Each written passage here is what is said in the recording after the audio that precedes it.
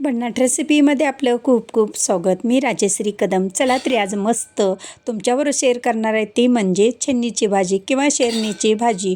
बरेच जणी काचऱ्या देखील बोलतात, तर तुम्ही काय बोलता मला कमेंटमध्ये सांगायला विसरू नका. तर आम्ही याला छन्नीचं बोलतो आहे.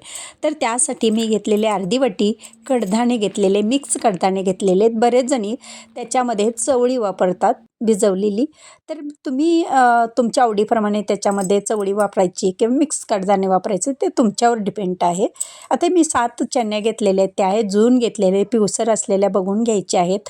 कवळ्या असल्या तर ती भाजी कडू लागते आणि ही भाजी म्हणाल तर आंबट, गोड, तुरट, कडवट अशा ह्या चवीची ही भाजी रानभाजी आहे आणि ह्याच्या भरपूर बेनिफिट्स आहेत. पोटातल्या गॅसेस म्हणा किंवा किडनी डिटॉक्स होते, वजन नियंत्रणात राहते अशी रानभाजी. ह्या भाजीला ना बिया घालाव्या लागतात ना काय उगवावं लागतं झाड, आपोआप या नैसर्गिक उगवतात ही रानभाजी. तर चला तर आता कुकरमध्ये ते शिजवून घ्यायचे आहेत कडधान्य आणि त्या छन्या चिरलेल्या अशाच एकामध्ये 4 भाग करून घेतलेल्या त्या कुकरमध्ये 3 शिट्ट्या देऊन घ्यायच्या आहेत. आता झाकण लावून मस्त 3 शिट्ट्या देऊन घेऊ ह्याला आणि पटकन ते शिजला जातात, फारच वेळ लागत नाही. आता 3 शिट्ट्या झालेल्या आहेत. कुकर गार झाला की आपण ते काढून घ्यायचं आहे. आता हे पहा मऊसर शिजलेले आहेत असं चेक करायचं. तर ही छान शिजलेले पहा अशा पद्धतीनं ती शिजवून घ्यायची आहे आणि यातलं पाणी काढून घ्यायचं. 2 वेळा पाणी काढून घ्यायचं म्हणजे ती भाजी कडवट लागत नाही.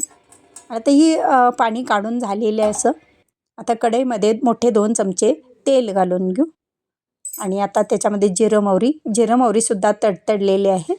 एक कांदा बारीक कट केलेला तो घालायचा आहे आणि आलं लसणाची पेस्ट घालायची आहे त्याच्यामध्ये. चवीला भन्नाट लागते. तुम्ही वाटण देखील त्याच्यामध्ये ॲड करू शकता.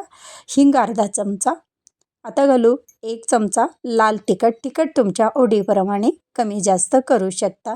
अतिशय गुणधर्म असलेली ही भाजी तुमच्याबरोबर शेअर करणार आहे. चवीला तर भन्नाट आहेच आहे, पण अशा भाज्या खाल्ल्या पाहिजेत.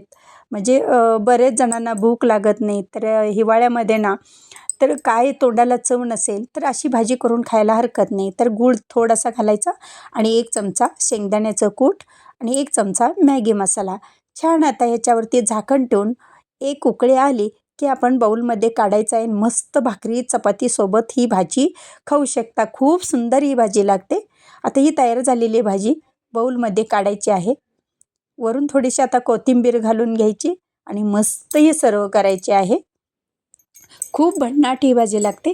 माझी रेसिपी व पदार्थ आवडल्या चॅनलला सबस्क्राईब करा, बेल ऐकून दाबा, लाईक करा, इतरांना शेअर करण्याचं विसरू नका, तसेच कमेंट करण्याचं विसरू नका.